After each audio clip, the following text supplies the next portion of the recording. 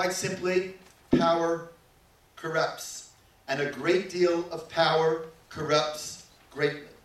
The modern Orthodox approach is that post-Churban Bayit, post the destruction of the temple, authority was transferred from the temple in Jerusalem to Torah centers around the world, led by their rabbis in partnership with community. Of course, these rabbis are encouraged to consult with more senior rabbis. Of course, they're encouraged to consult with chaverim, with friends. But knowing the situations and conditions of their communities, they are empowered and trusted to make their own decisions. A good example of this, by the way, is the issue of conversion.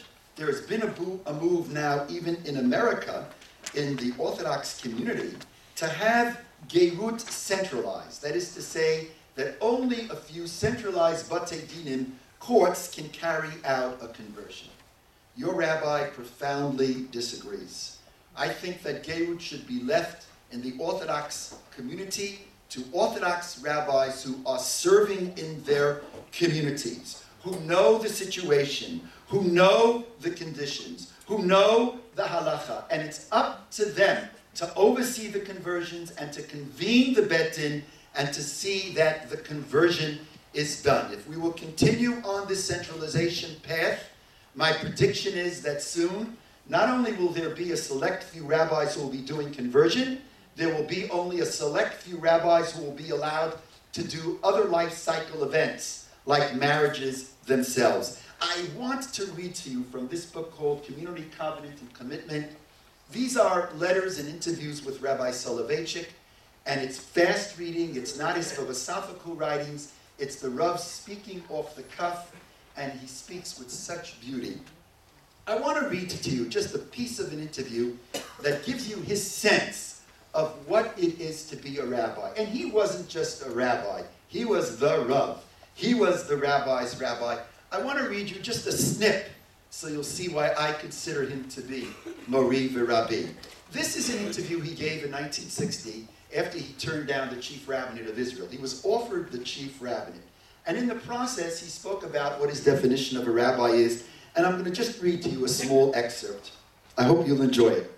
I like to think of the rabbinate in terms of a Rebbe teacher who is not above his students, but rather with them, similar to a family relationship. In such a relationship, there is no tension that normally exists in the rabbi-congregant relationship. The official position is secondary to the personal relationships. My ancestors did not relate to their congregants in a formal way, but rather on a personal, intimate relation of a Rebbe teacher. They did not wear the typical rabbinic garb. They never allowed the congregation to wait for them to finish Shmona Esrei. They tried not to inconvenience the congregants to stand up for them. They never signed a document with the title Rabbi after their signature. My grandfather, Reb Chaim, would not hesitate to walk out of a meeting with eminent people of Brisk to comfort a poor, nervous woman and patiently listen to her relating her dreams. A rabbi was never considered a master. A rabbi was remembered in the words of Rabban Gamliel in Horayot, Yud Amud Aleph Tenei, and I quote, "Do not think I am giving you a position of authority, but rather I am giving you a position of servitude." Do not think I am giving you a position of authority, but rather I am giving you a position of servitude. So much for Torat Yisrael. I want to move on and talk now about the second pillar, and that is Am Yisrael, the people of Israel, which in broader terms talks about the treatment of the other. And treatment of the other, I believe, is yet another way in which modern Orthodoxy differs from the Orthodox Rite.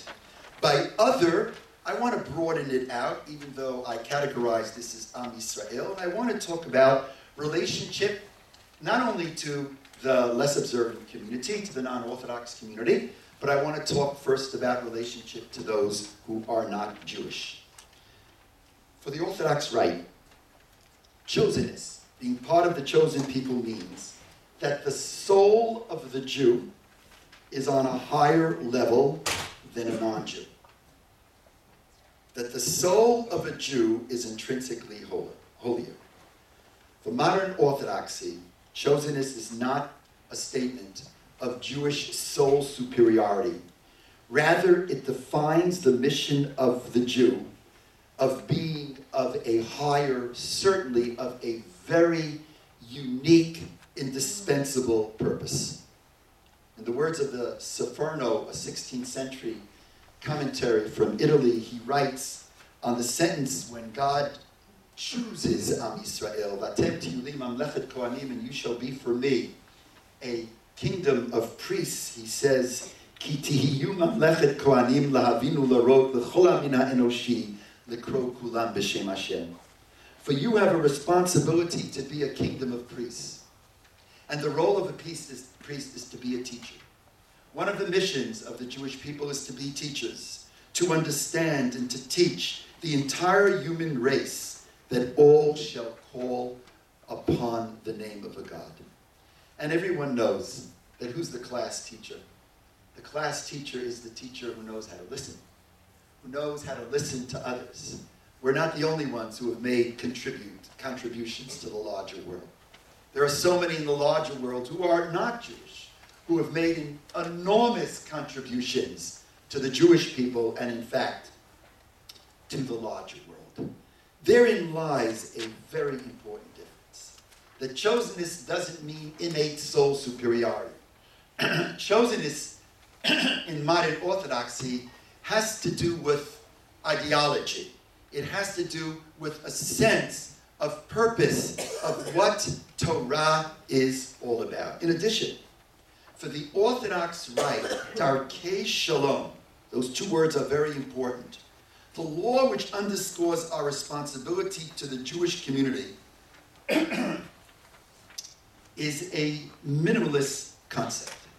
So the Gemara says things like this: bury the non-Jews, heal the non-Jews, mipnei darkei shalom.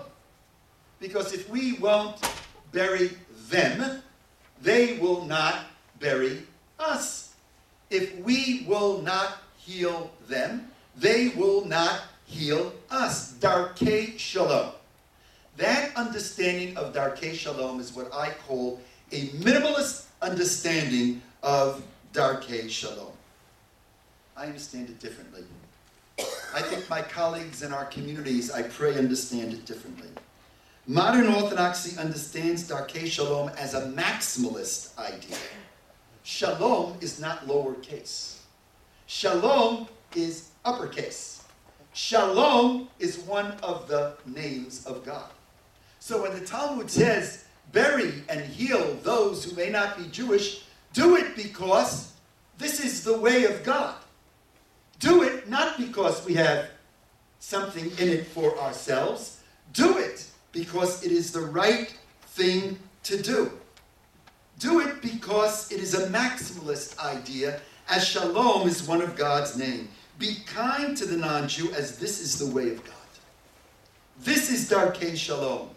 As God cares for all human beings, as everyone is created in God's image, so must we all care. Let's take a look for a moment at number 4 in the sheets that I have distributed. This is from the writings of a rabbi mentor of mine, the great Rabbi Walter Wurzburger. And let's see what he says.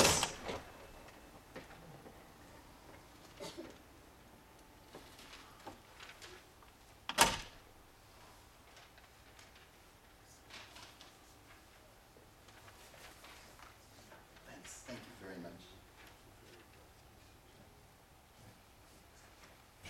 Let's read this through.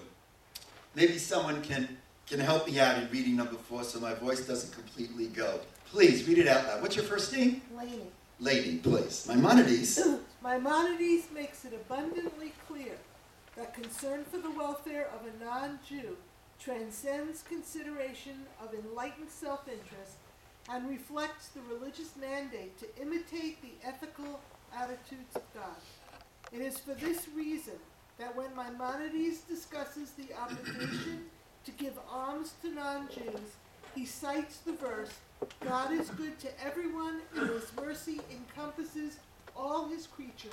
Tov Hashem lakol v'rachamav al kol masav. Go on. Before quoting the passage from Proverbs, which the Talmud invokes as justification for the ways. If we had a chance, we would pull out, if we had the time, the Rambam, and we would look at it. Before he quotes Dracheha Darchei Noam v'chol netivoteha shalom, which is really what Darkei Shalom is, netivoteha shalom, he precedes that with the sentence Tov Hashem lakol. And so Rabbi Wurzberger asks, why is it the case? Why doesn't he just quote the sentence v'chol netivoteha shalom? And Lainey, please continue. Apparently, Maimonides went out of his way to guard against any attempt to look upon moral actions towards non-Jews as grounded exclusively in purely pragmatic considerations calculated to secure the peace of the Jewish community. By linking the pursuit of the ways of peace with the divine attribute of compassion, Maimonides suggests that what is involved in the ways of peace is an overriding religious imperative. Now, distinctions can also be made in understanding our relationship to non-Orthodox Jews. For the Orthodox Rite, the goal of outreach, by and large, there are some differences, but I think deep down, the goal of outreach is to convince people to become Orthodox. For the modern Orthodox, the goal is not only the observance of ritual. Look, I'm a salesman. I'm selling Shabbos. I'm selling kashrut. I'm selling tarat mishpacha. I'm selling tefillah. I'm in love with it.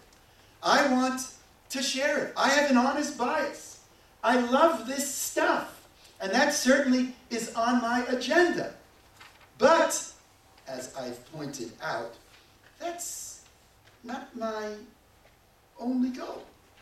For the modern Orthodox, the goal is not only the observance of ritual, but I would say much more important. It is the stirring of Jewish consciousness, the lighting of a spiritual fire, allowing those touched to determine their own direction.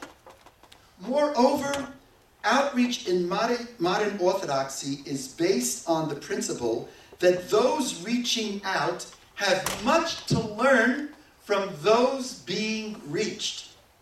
From this perspective, the very term outreach is inaccurate for me, as it implies a unilateral relationship. Suppose you come into an outreach program. You have the outreach worker, and then you have the outreachee. It's a one-way relationship. A more appropriate term is encounter, which describes a mutual interaction in which all parties benefit and acquire deep respect for each other. Look at number 5. This now is the writing from Rav Kook. Rav Kook was greatly criticized because as the first chief rabbi of Israel before it became formally a state, he dies in 1935, he would dance with those who are not Orthodox. He would play soccer with them, Erev Shabbat. He wore a kapata. He wrote a book on